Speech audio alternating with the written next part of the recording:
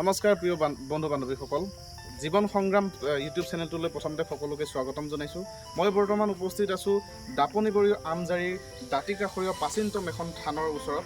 থানখনৰ নাম হৈছে ঐতিহাসিক শিলচাংখলা দেওৰজাৰ মা কালী থান। এই মা কালী থানখন 1200মান বছৰ পূৰ্বৰ বুলি আমি লোকমুখত আমি গম পাইছোঁ।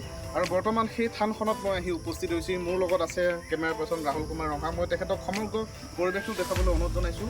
আমাৰ যি দাঁতিকাষৰীয় প্ৰাচীনতম যি থান মা কালী থান, এই মা কালী থানৰ আমি দেৱালখন যিখন আছে, তোৰণখন আছে, তোৰণখন আমি সম্পূৰ্ণকৈ দেখাবলৈ অনুৰোধ জনাইছোঁ।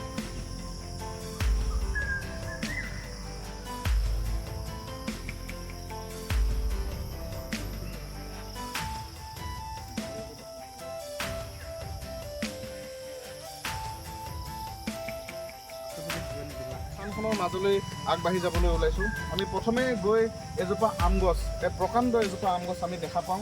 সেই প্ৰকাণ্ড আমজোপাৰ বয়সো প্ৰায় 200ৰ পৰা 250 বছৰ বুলি আমি লোকৰ মুখত গম পাইছোঁ। মানুহবিলাকে আমাক জনাইছে যে এই আম গছজোপাৰো বয়স 200ৰ পৰা 250 বছৰৰ ভিতৰত হ'ব।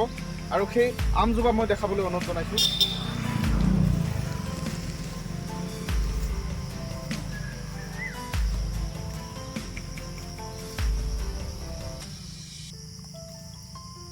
আৰু মই কেমেৰা পাৰ্চন ৰাহুলক আমি অকণমান আগলৈ লৈ আহিব অনুৰোধ জনাইছোঁ। যিখন মূল থান, সেই মূল থানখন আমি তেখেতক সমগ্ৰ পৰিৱেশটো দেখাবলৈ অনুৰোধ জনাইছোঁ। আমি মূল থানখনৰ ওচৰলৈ যাম।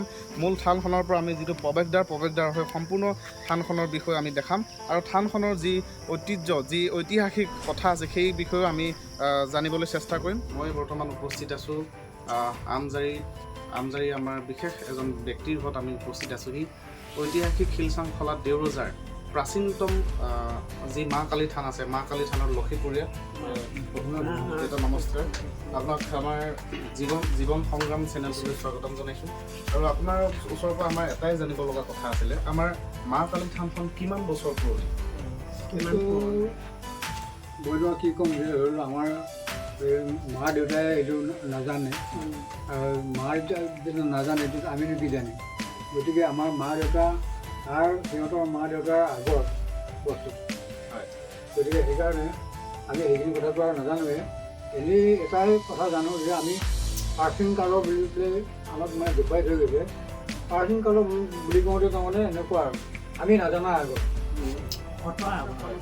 আমাৰ এই থানখনত যদি কোনো ব্যক্তিয়ে বা কোনো মহিলাই বা পুৰুষে এই থানখনত যদি পূজা অৰ্চনা কৰে, তেখেতৰ মনৰ কামনা পূৰণ হয় বুলি কয়। সি কিমান দূৰ সত্য? একেবাৰে সত্য সেইটো কথা। যোনে যি চিন্তা কৰে তাৰমানে এই থান পায়, যি আশা কৰে সেইবিলাক পায়। সেইখিনিকে আমি ধৰি লওক অৱগত কৰিছোঁ যে সেইকাৰণে আমি এটাই বস্তু আমাৰ চিনাকি আছে, ফাৰ্ষ্টিং বুলি পেলাই কয়। সেই ফাৰ্ষ্টিং বোলা বস্তুটো আমি ক'ব নোৱাৰে আগৰ বস্তু। অশেষ ধন্যবাদ জ্ঞাপন কৰিলোঁ। আৰু সেই মূল থানখনৰ মূল প্ৰৱেশদ্বাৰ, সেইখন হৈছে প্ৰৱেশদ্বাৰ। আৰু লোকবিশ্বাস অনুসৰি এই থানখনত যিয়ে এগছি বন্তি জ্বলাব আহিব, এগছি গুৱাপান ইয়াত দিব আহিব, অৰ্পণ কৰিব আহিব, তেখেতৰ যি মনোকামনা থাকে, সেই মনোকামনা গোটেইখিনি ইয়াত পূৰণ হয় বুলি লোকবিশ্বাস আছে। আৰু প্ৰতি বৰ্ষৰ বহাগৰ 20 বহাগৰ তাৰিখে এই থানখনিত এখনি সমগ্ৰ অঞ্চলৰ ৰাইজে মিলি এখন নামভাগৰ আয়োজন কৰে আৰু এখন সৰুকৈ হ'লেও মেলা আয়োজন হয়। আমি সেইখিনিৰ বিষয়েও আমি ইয়াৰ পিছত ভালকৈ জানিম। এয়া হৈছে আমাৰ প্ৰাচীনতম যি মা কালী থান। মা কালী থানৰ আমাৰ শিৱৰ মন্দিৰ ভাগ, আমি শিৱৰ মন্দিৰ ভাগো আমি দেখাবলৈ অনুৰোধ জনাইছোঁ।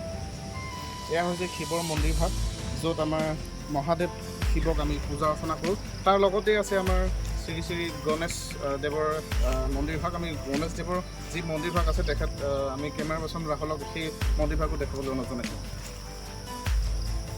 এয়া হৈছে শ্ৰী শ্ৰী গণেশ দেৱৰ যি মন্দিৰ ভাগ, আমি তেখেতক ইয়াতে আমি পূজা অৰ্চনা কৰোঁ। আৰু ইয়াৰ পৰাই আমাৰ ভগৱানৰ আশীষ লওঁ, আৰু আমি সকলোৱে যাতে সুস্থ আৰু দীৰ্ঘায়ু হ'ব পাৰোঁ, ইয়াতে আমি আহি সকলোৱে পূজা অৰ্চনা কৰোঁ। আৰু এয়াই হৈছে আজি আমাৰ যি প্ৰাচীনতম মা কালী থানৰ চৌদিশৰ পৰিৱেশ। এই পৰিৱেশ আমি সকলো আপোনালোকক দেখালোঁ। আৰু এনেকুৱা ধৰণৰ ভিডিঅ' পাই থাকিবৰ বাবে মোৰ জীৱন সংগ্ৰাম চেনেলটো ছাবস্ক্ৰাইব কৰিব, আৰু কাষতে থকা বেল আইকনটো প্ৰেছ কৰিব, আৰু লাইক, শ্বেয়াৰ, ছাবস্ক্ৰাইব কৰিব। ধন্যবাদ।